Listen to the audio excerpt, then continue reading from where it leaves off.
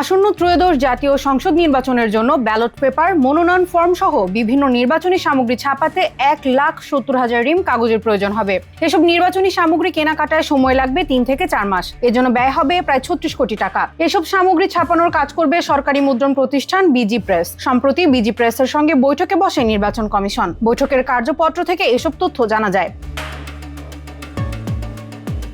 EC কর্মকর্তা জানান, সাধারণত জাতীয় সংসদ নির্বাচনে 21 ধরনের ফর্ম, 17 ধরনের প্যাকেট, 5 ধরনের পরিচয়পত্র, আচরণবিধি, প্রতীকের পোস্টার, নির্বাচন পরিচালনা ম্যানুয়াল, প্রশিক্ষণ ম্যানুয়াল, নির্দেশিকা সহ অনেক কিছু মুদ্রণ করতে হয়। নির্বাচন প্রস্তুতি যেন পিছিয়ে না পড়ে সেজন্য কাগজগুলো গুছিয়ে রাখা হচ্ছে বলে জানান তিনি।